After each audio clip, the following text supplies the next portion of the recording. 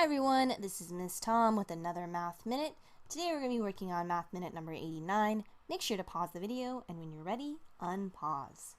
Okay, so let's go over number 1. At number 1 we have a is equal to 5. We're going to go ahead and substitute that. So we've got 50 minus 10 plus 4a. But instead of a, we are going to actually substitute it with 5. So we're going to go right here, substituting that in, 50 minus 10. Then we're going to go ahead and solve left to right, where we go 50 minus 10, which is going to be 40, plus 4 times 5, which is 20, and 40 plus 20 is 60. Alright, so we've got our answer of 60. Next, we're going to go over number 2. Number 2, we're going to go ahead and solve left to right. So we've got 2 times n times 5, that's going to be 10n over 3 times y times 7, that's going to be 21y, and voila, we've got our answer. Number 3 doesn't have an operation in the middle, so we're going to go ahead and skip it. Next one, we're talking about number 4, and it's talking about odd numbers, but it's saying that n represents an odd number, so if we call n 1, that's going to be the odd number. The next odd number, or the next number, would be n plus 1, which would be 2. That's not odd, that's even. And then the following number would be x plus 2, which is 3. So we've got 2 sets of odd numbers, 1 and 3. And what represents that? N plus 2, which is here. Next one is we look at n minus 1, and n minus 1 would actually be 0. And then n minus 2 would actually be negative 1. And negative 1 also happens to be a odd number. So D is also correct. Okay, let's continue. Let's go over number 5 now. Number 5, we got a combining like terms problem where we've got 2y plus 3y is equal to 5y, and then 35 minus 5 is going to be 30. So let's go ahead and divide by 5, and then we get y is equal to, let's try that again, 30 divided by 5 is going to be 6. So the answer for number 5 is 6. Okay, continuing on. We're going to skip number 7, so I'm going to write this one a little bit bigger here. We've got 2b over 3 is equal to 8.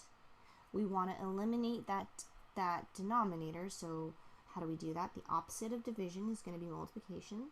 So I'm going to be multiplying it by 3 over 1 each time to both sides. We're going to notice that these 3's cancel out, so we've got 2b is equal to 24. And then lastly, we're going to go ahead and divide by that 2,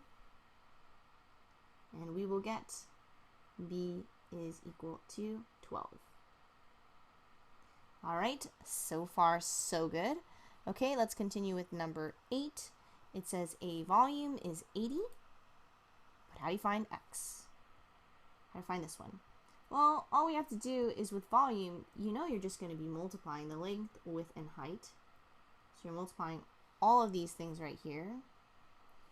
And you know what? Instead of x's, I think that's going to look confusing to you guys. So let's go ahead and write parentheses. Okay, so 5 is going to be multiplied by 4, going to be multiplied with x. And that's all supposed to equal to 80. So we know that 5 times 4 is going to be 40. So 40 times some number will equal to 80. What's that sum number? That sum number is 2. So we'd say 2 is our answer. Okay, let's continue on. Which of the following represents this graph? Okay, so anytime you're trying to figure out when does a graph represent this line, we're going to go ahead and highlight this y-axis, and we're going to notice that this point right here is our y-intercept, and our y-intercept is negative 2. So that means that when we're following y is equal to mx x plus b. Our b value is -2, so we're going to go here. That's -2. But then we also have to look at the slope. And remember, slope is rise over run. So we got to figure out how much are we rising and how much are we running. So we go up 1, 2, and then go over 1, 2.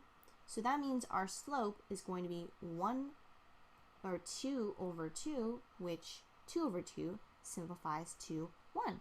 So we've got 1x is equal to, or 1x is the part that we know, and our growth is 1. So we're going to say our equation is 1x minus 2, which is A.